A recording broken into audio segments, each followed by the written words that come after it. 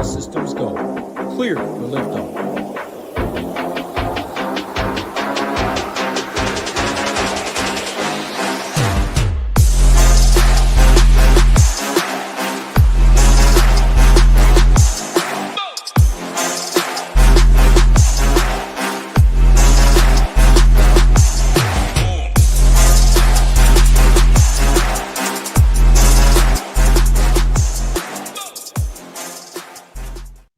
Welcome back. We are live for another episode of PGA Tour Showdown. And let's clap it up. Let's clap it up for Scottie Scheffler. I mean, I know he's the highest priced golfer in the world. I know he's Scottie Scheffler, but we doubled down. We were on him from the pre-flop. We were on him in round 2 showdown. Course record 61 to take a 3-shot lead into the weekend. Taking a stand on what the golfers in round 2 did to get to the top of the leaderboard was a lot of what we talked about. It was a lot of what we knew. We saw Scottie Scheffler, accuracy, approach, putting. Victor Hovland, approach, accuracy, putting. Brian Harman, accuracy, approach. Sudarshan Yalamaraju, accuracy. Ludwig, total driving, and approach. I'll run through them, but it was, wrong filter. Wrong filter there. Here we go, guys. Here we go. Sorry about that. Banger, banger, banger. Now I did it again. All over the place today. But as you guys can see, Scotty, Vic, Brian Harman, Ludwig, and Sudarshan, 80% of those was all accuracy and approach to get to the top. That's exactly what we looked for when we went through the names, went through the golfers in round 2. So it's no surprise. And we went, the one golfer that we were on, played him in a ton of markets. Scottie Scheffler came through for a 61. Great spot heading to the weekend. We are on him 5-1, like 5.5 to 1. This number that he was pre-tournament was a tad crazy, and we did talk about that. Hopefully you took advantage. Hopefully he can come through. But we'll get to the profile. I do love him going forward just as much as I loved him pre-tournament, as much as I loved him yesterday. But let's take a look at the weather, take a look at the wave split or the lack thereof. We're doing good. We're having a nice little start to the week and a nice little showdown start. And we'll talk about it when we do good. We'll also talk about it when we do bad. So weather for tomorrow, Saturday, it's looking like it's going to be hot. Are you guys surprised by that? It's going to be real hot. No wind, no real wind split. It's going to be 19-mile-an-hour gusts in the PM, 12 in the AM, but it's not going to be anything to write home about, not going to be anything to make the golf course play necessarily harder in the morning. Also, you could say that the better golfers are going to go out in the afternoon, at least this week. So the wave split from today, minus 0.4 in the morning, minus 0.5 in the afternoon. Nothing. Golf course played exactly what? Minus 0.46 strokes under par. Posted day 1, minus 0.45. Very on brand, very exactly what we thought it was going to be. Nothing crazy. It's going to be more of the same. It's going to be more of the same. And I wouldn't try to chase a wave split again because there's just not enough golfers in this field. There's only 70 golfers in this field. Guys are going out to close enough around each other, and the weather is not calling for anything. So I'm not chasing a wave split. I don't think you should. There's going to be a few golfers who do pack it in, though, who just have shitty rounds in round 3 because they know they're already qualified. But there's also going to be those golfers that do chase. There's golfers that do make a little bit of a statement. So I'm probably going to be – I don't think I'm going to be taking a stand where I'm only playing golfers who need to get inside the top 50. I'm going to play some guys who are also locked in, like the Rory McIlroys of the world. I don't mind playing Rory because I think there's a case to say Rory's going to pack it in and Rory's not going to care about this golf tournament. But also there's a world where like a no pressure Rory goes out and shoots a 63. So I'm going to play a little bit of both. I think those guys who are already locked in could honestly be sneaky plays because everyone's going to be like, oh, I have to play Bud Cauley because he needs to backdoor this top 30. He needs to get to Eastlake. He has to have a good round 3.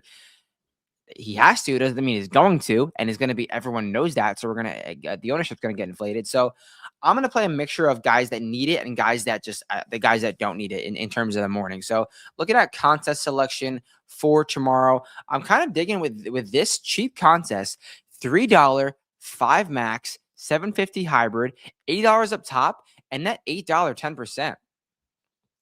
39th place. 39th place. You could put 5 lineups in this, get a little funky with it, really, really use the optimizer to help you turn $15 into 80 or cash 3 in this top 10. That's a nice little payout if you only want to enter $15. Sometimes I like touching on the cheaper contests as well, not just I think the $100 single entry is meta. I think $100 single entry is where we should be going, and it's been working for me all year. But that $15 3 entry max is a lot of fun. In terms of using all of those tools, in terms of using all those everything we got to build those 5 lineups, you're going to use SaberSim. And by SaberSim, you're going to have this PGA Showdown content, projections, stone, and slate station. I like to take a few names from each, sprinkle them into the optimizer, sprinkle them into SaberSim, and have it build you some special stuff. You just want the golf, PGA plus optimizer. You want everything. I think there's preseason football right now. All access plus optimizer code boots gets you 10% off. So that is what we are thinking in terms of the site, in terms of the contest selection, the 750 hybrid. Now for the good stuff, the stats, the players that we are looking for, 5 to 10 guys before we get to the one golfer that we are on. And I'll touch on Scotty Scheffler because I wanted to touch on him. Gaining 3.5 strokes putting, 4.5 strokes in approach. He's not maxing anything out. I kind of like to avoid guys who are maxing out stat categories halfway through. Scotty's just doing everything across the board well. So he has more room to gain on the putting greens, more room to gain around the greens, more room to gain on approach, more room to gain off the tee. That is dangerous. And that is why I think Scotty is in prime position to keep it up and finish this job. So hopefully he does that for us. Other profiles that we are looking for. Victor finished 800 today. Wow. What a round from Vic. I do like the profile from Victor because I don't see him really losing more strokes in approach. He's doing everything else really solidly. Some other profiles that I like, this one right here, gaining 2.5 off the tee, plus 0.6 on approach, room to gain on approach, and room to... It's not the best profile in the world. It's Tommy Fleetwood, but I know Tommy is not the worst putter in the world. I know Tommy's probably not going to just continue to only gain 0.6 strokes in approach. Not my favorite, but I really don't mind it. Down a little bit. I really like this profile. Pretty even across the board for Patrick Rogers. I love Patrick Rogers too early in the week at 6K min, and he's playing nice in a T14 heading into the weekend. Nice profile. He's gaining in every category, not doing everything too high. And Patrick Rogers has the ceiling to gain 4 strokes in a round or 4 strokes this weekend off the tee or putter. He's a driver putter guy, so I like that profile going into the weekend. This one right here too is really, really solid. I do not care about around the green. Gaining about 2 on the greens, 1.5 on approach. That's what we're looking for. That's Adam Scott. I really, really like that a lot. Right here, plus 1.79 on approach, plus 1.2 on the putting greens, about even around the greens, minus 0.5 off the tee. If this is generally an accuracy guy, a shorter hitter, this profile is going to be a bomb, a hammer. It is Sam Burns, so he's not necessarily an accuracy guy, but it's a profile that kind of makes sense with the approach and the putter. What do we got right here? This is a dangerous profile. Don't like that.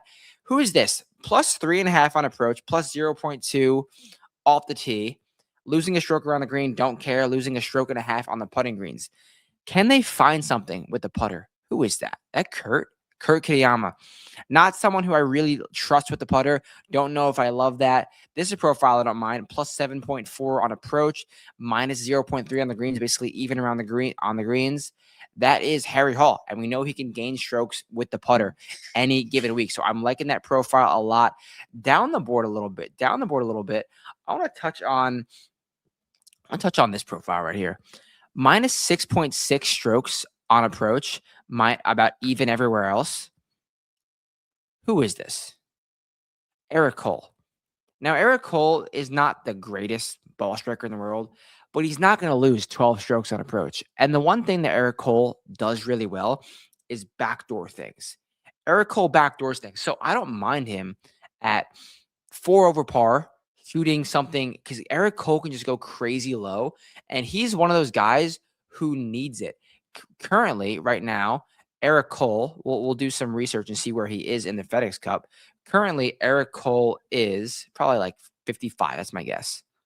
50. Oh, are we frozen? Did we freeze for a second? If we froze for a second, I apologize. I was touching on Eric Cole. He's currently 50th in the FedEx Cup. So he's on the bubble. He's on the bubble for sure. He's one of those guys who I probably will play in the he needs it category. I'm not going to play all those guys, but definitely going to look at some of them. Let's find one more golfer before we get to the one golfer that I am on. We'll go with this profile right here. Even off the tee, plus 2.6 on the greens. On approach, plus 0.6 on the greens. Do not care about around the greens. Do not care about around the greens. Obviously, if you're losing 4 through 2 rounds, it's not going to reflect in good scores. But I don't think that's the stat that I'm really trying to see. We're looking for approach. We're looking for putter. He's doing that well. It is Sam Stevens. Kind of let us down today, but he's a guy who could pop for sure. So I like that profile, Sam Stevens. Now, the one golfer that we are on. We had a great start yesterday with Scotty Scheffler shooting a 61. Can we back it up tomorrow with this golfer? We are going to go with drum roll, Russell Henley. Oh, it doesn't even say it. Russell Henley. There he is. The one golfer that we are on is Russell Henley. Now, Russell Henley is currently, I don't want to go to here. I want to go to the leaderboard. Leaderboard. Talk about Russell Henley's stats. Russell Henley. He is currently a T for 45, not where you want to be, losing 1.1 strokes on approach, 51st on approach in a 70-man field. Why would I want to play that golfer? Russell Henley is 6th in driving accuracy. And the one thing we know, Russell Henley is one of the better iron players, not only on tour, but in the entire world. I do not see Russell Henley getting shut out in the approach category. I really do not see Russell Henley getting shut out. I think the only way he goes in this approach is up. And if you're pairing that with him hitting a lot of fairways, giving himself a ton of clean iron looks, I don't see Russell Henley losing that many strokes on approach. So we're buying Russell Henley at a low. He's at a nice price of, I think he's in the 8K range. Let me confirm that with you. I think he's in the 8K range. Russell Henley is, he is $8,100. That is so cheap for Russell Henley. He's, crazy price. Hammering that in every single lineup for sure. Russell Henley is the one golfer that we are on. As always, before we get out of here, this song of the day, we are going to go with Halloween Town by Dark Divine. Check it out. Some Orlando royalty. Let me know what you think. And as always, we'll be back tomorrow with the round 3 showdown. As always, let's ship it, and we'll see you guys soon. Peace out.